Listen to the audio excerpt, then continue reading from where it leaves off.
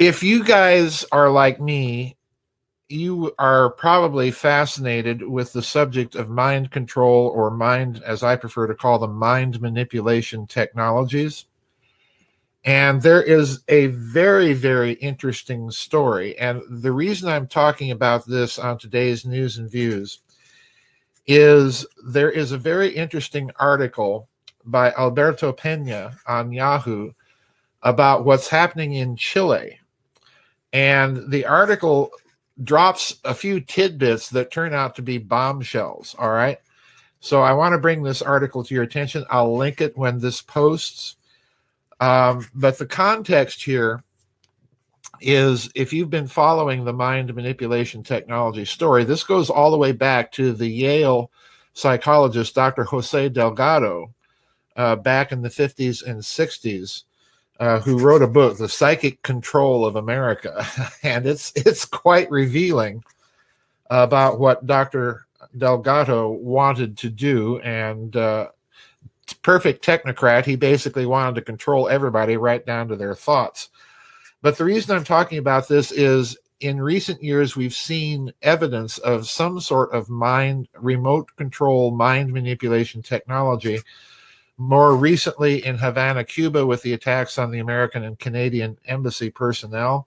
But in the last few weeks, we've been hearing stories about people in Washington, D.C., apparently being subject to similar types of technology. They're experiencing headaches, they're hearing strange sounds, and so on and so forth. And they're a bit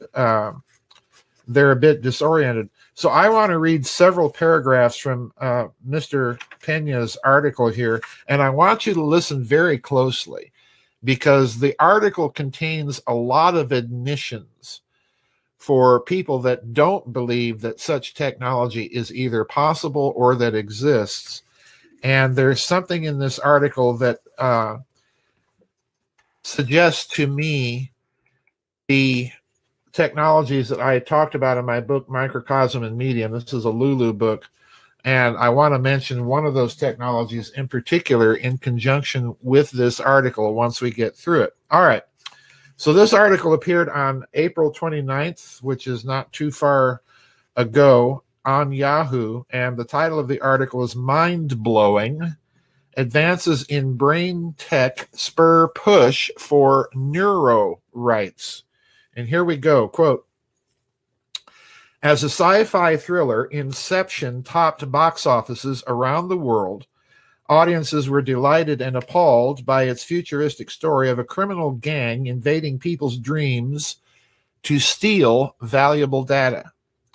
More than a decade on, the technology envisioned by filmmaker Christopher Nolan is likely not far off, according to experts in Chile, who have moved the security debate beyond burglar alarms to safeguarding the most valuable real estate people ever own, their minds. The South American nation is aiming to be the world's first to legally protect citizens' neuro rights, with lawmakers expected to pass a constitutional reform blocking technology that seeks to, quote, increase, diminish, or disturb, unquote, people's mental integrity without their consent. Opposition Senator Guido Girardi, one of the authors of the legislation, is worried about technology, whether algorithms, bionic implants, or some other gadgetry that could threaten, quote, the essence of humans, their autonomy, their freedom, and their free will, unquote.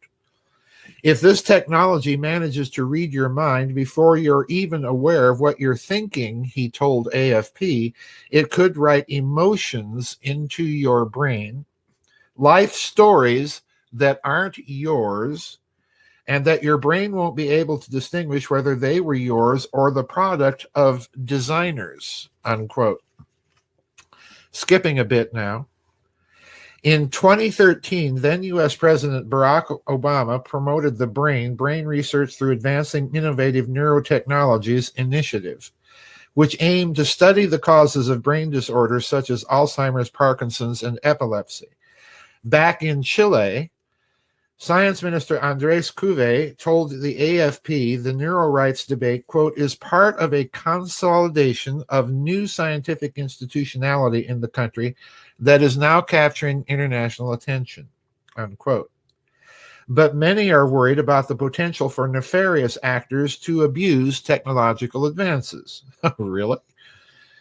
Chile's President Sebastián Piñera proposed at last week's Ibero-American Summit in Andorra that countries legislate together on the thorny issue. Quote, I call on all Ibero-American countries to anticipate the future and to adequately protect now, not just our citizens' data and information, but also their thoughts, their feelings, their neuronal information, and to prevent these from being manipulated by new technologies, unquote, the conservative Piñera said. The Chilean bill contains 4 main fields of legislation: guarding the human mind's data, or neurodata, fixing limits to the neurotechnology of reading and especially writing in brains. Latch onto that one, folks. That's huge. Setting an equitable distribution and access to these technologies. In other words, make them public. And putting limits on neuroalgorithms. Spanish scientist Rafael Yuste, an expert on the subject from Columbia University in New York, told AFP that some of these technologies already exist. Now, let me repeat that. We just had, oh boy, here, the mail runs right now during my news and viz. It's okay, little girl. That's the canine home security unit. No, you go lay down. You go lay down. I hear the mail. So we have the bill in Chile talking about equitable distribution and reading and writing technologies. That's the crucial point. And then we have the Columbia experts saying these technologies already exist, all right? So do the math here of what is really being said in the article. Now, let me skip a couple paragraphs and give you 3 more outtakes from this article. If you can enter there, this is Yuste, the Colombian expert, or Columbia University expert, if you can enter there into the chemical process of the brain and stimulate or inhibit them, you can change people's decisions. This is something we've already done with animals, unquote, said Yuste. The risk is that without proper safeguards, the technology might be used to alter people's thoughts, employing algorithms via the internet. In other words, this, folks, that is a huge tell, because they just admitted something I've been saying for years, that any electrical circuitry, including the circuitry in your home, including your computer, can be used as a broadcast mechanism if you know how to do it, all right? And what they're really saying here is they can manipulate subtly algorithms on your computer to influence your mind, all right? Now let me get back to this. The risk is that without proper safeguards, the technology might be used to alter people's thoughts, employing algorithms via the internet to reprogram their hard wiring to dictate their interests, preferences, or patterns of consumption.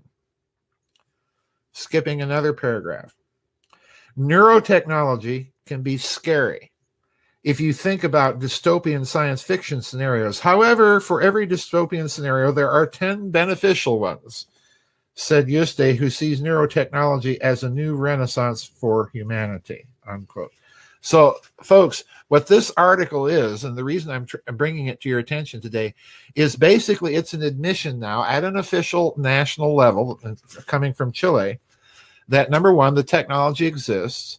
Number two, it's a read-write technology. In other words, they can read your brain and they can write information into it depending on manipulation of algorithms and so on and so forth. Now, let me go back to my book here for a moment. That's Microcosm and Medium I'm talking about. Let me go back to that book for a moment, because in that book, I pointed out that mind manipulation technology comes in all sorts of disguises and guises, from advertising, from art, from music, to the hard technology of actually using microwave interferometry to modulate information onto a broadcast beam and use that to manipulate a person's brain. All right. And I pointed out in that book something very interesting. Remember, this is not only a write technology, it's a read technology. In that book, I pointed out that back in the 1970s, the people involved in the American mind control projects were constructing what I was calling an electroencephalographic dictionary, that they would read words to people and record their electroencephalograms and notice the brainwave patterns associated with particular words. Okay. And once they had done this with a number of people, they could begin to recognize the patterns, the brainwave patterns associated with particular words. So in other words, they compiled in the 1970s a small dictionary of brainwave patterns of particular words. All right. Now that's the 1970s, and the number of entries in that dictionary was a couple of thousand. But in the book, I detail information that indicates that they had expanded those electroencephalographic dictionaries to about 70,000. Now, why is that important? Well, it's important because I think that very concept is really at the heart of what they're talking about in this article. Because once you know those patterns, you can modulate those patterns onto a microwave beam that you're projecting at someone's mind and actually inject interior conversations. And there are people who have claimed that this has been done to them. You can also modulate information to cause people to hear sounds. You can cause them to have brain or neurological dysfunction and so on. You can literally remotely alter their emotions. Now, that in itself is fascinating, but what's also very suggestive here in this article, and when I read this thing, folks, my jaw was just on the floor, because obviously whoever is behind this in Chile, up to and including the president of Chile himself, whoever is doing this are very, very, in my opinion, well informed as to what the capabilities actually are. So the other thing that falls out, you'll recall, is that they want to, as the article puts it, setting an equitable distribution and access to these technologies. So in other words, what they are trying to do is not only bring the technologies out, but they're also signaling in a very subtle way that it's now time to start developing technologies to defend against these types of things. And you can do that. It can be done. But what I'm suggesting here is in the next 10 years, I'm just making one of my typical off the end of the twig, high octane speculations here. But I suspect in the next 10 years that you're going to see beginning to appear on the public market claims or technologies that claim to protect you from precisely this type of mental, neural, and neurophysiological influence. So brace yourselves, folks. The mind manipulation era is official. It's here. And eventually what we're going to see is we're going to see a public response to it and a new growth industry, to put it that way. Anyway, I'll link this article. You've got to read it. It's not very long, but it's just chock full of very interesting, useful information, admissions, acknowledgments, and so on and so forth.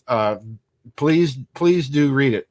All right, that is it, folks. A new market. Michael Wistonley just said it in the chat room. A new technology to exploit, a new growth industry. Anyway, don't forget the short format vid chat kicks off the vid chats for the month of May, not tomorrow, but a week from tomorrow. So please, folks, those of you out there who are wanting to submit questions, you can do so. I put the questions and comments link up in the members area already, so you can do that. And then the regular long format vid chats will resume in 2 weeks. Thank you for being patient with me during my absence during Holy Week and for my absence due to lightning strikes and everything else.